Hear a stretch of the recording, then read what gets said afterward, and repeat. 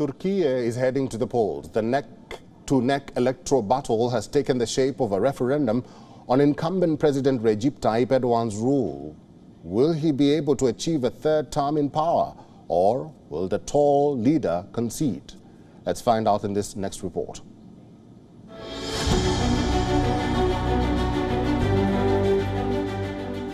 Six months ago, Erdogan's electoral defeat would have sounded like a fictional story. In power for over 2 decades. He wiped out most of his opposition. His policies rarely left scope for criticism.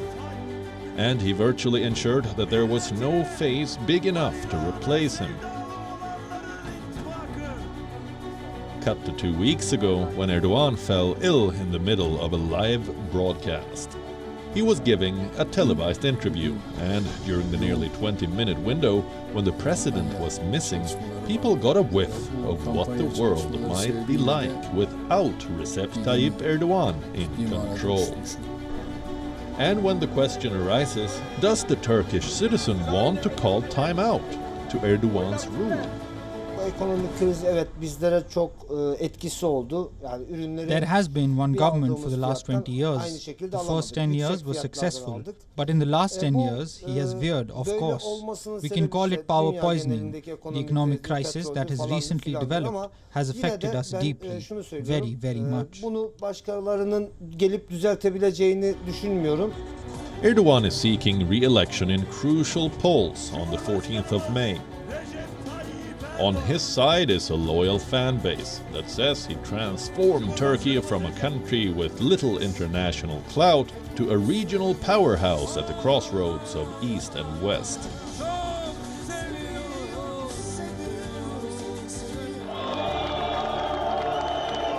In his early years as leader, he championed reforms that turned Ankara into a model democracy for the Muslim world.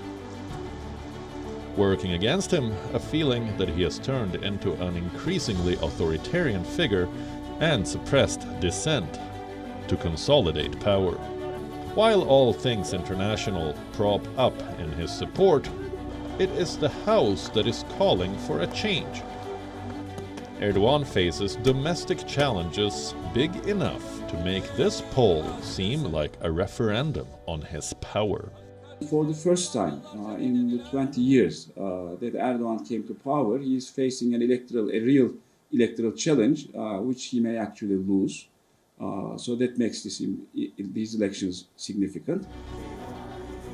Taking him on is 74-year-old Kemal Kılıçdaroğlu, the leader of the secular center-left Republican People's Party. He is the joint candidate of a 6-party alliance that has vowed to dismantle an executive presidential system that Erdogan installed. He promises to return the country to a parliamentary democracy with checks and balances. And as unprecedented as it may sound, it seems like Turkey wants a change. Polls have given Kılıçdaroğlu a slight lead over Erdogan, who has lost some ground amid public outcry over a faltering economy and a cost of living crisis. While political fervor charges in Ankara, critics draw parallels with the circumstances that brought his Islamist-rooted AK party to power in 2002. It was also an election shaped by high inflation and economic turmoil.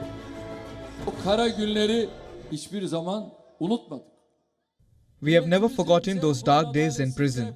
We have never forgotten the conscientious stance our people took against the injustice done to us. We have never forgotten the tears shed by hundreds of thousands when they were sending us off to prison.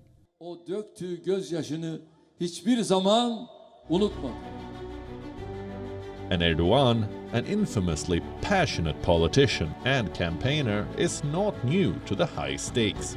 He is a leader who once served a prison sentence for reciting a religious poem.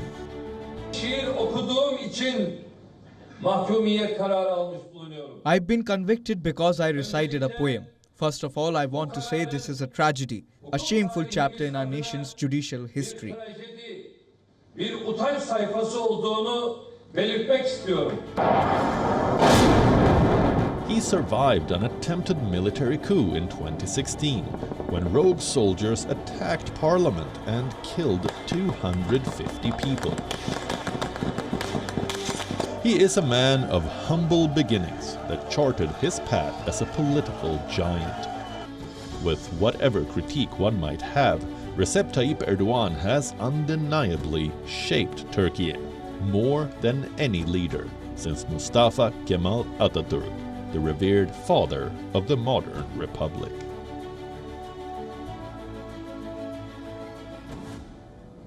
WION is now available in your country. Download the app now and get all the news on the move.